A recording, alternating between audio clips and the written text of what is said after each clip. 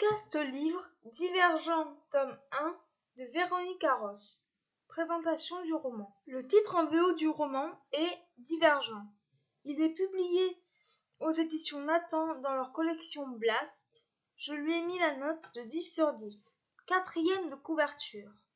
Triss vit dans un monde post-apocalyptique où la société est divisée en 5 factions.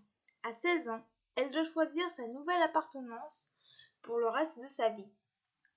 Car rarissime, son test d'aptitude n'est pas concluant. Elle est divergente. Elle est en danger de mort. Ce que j'ai pensé de ce premier tome. À seulement 22 ans, Véronique Arros publie son premier roman. C'est un livre de dystopie où l'auteur nous plonge dans l'aventure de Béatrice, une jeune fille au caractère bien trempé. Les factions sont des sortes de familles et chaque adolescent, à son 16e anniversaire, doit choisir sa nouvelle famille. Les factions sont au nombre de 5, altruistes, audacieux, fraternels, sincères et érudits. Béatrice est originaire de celle des altruistes, mais ne s'y sent pas tout à fait à sa place. Elle a également un frère, Caleb, de 9 mois son aîné.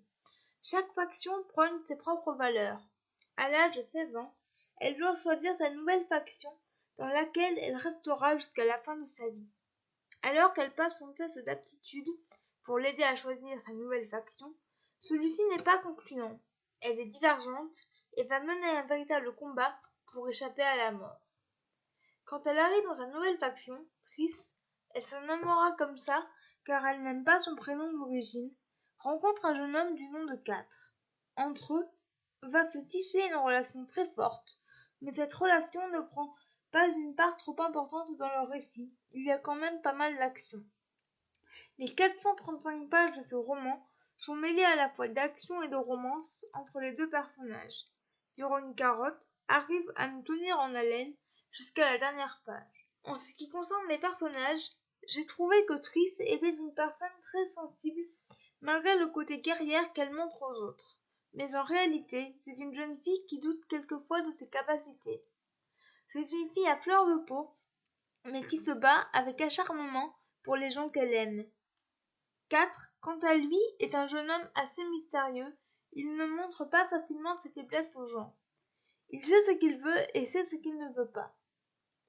Mais sous cette carapace de soldat qui n'a peur de rien, se cache quelqu'un de profondément blessé par la vie, et de très tendre si on prend la peine de le connaître mieux.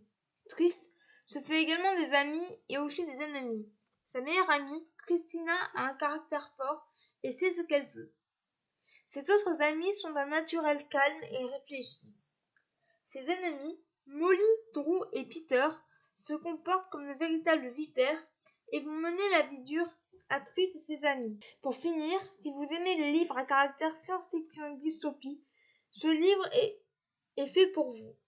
Mêlé à la fois d'action et de romance, Divergent est un livre qui se consomme sans modération.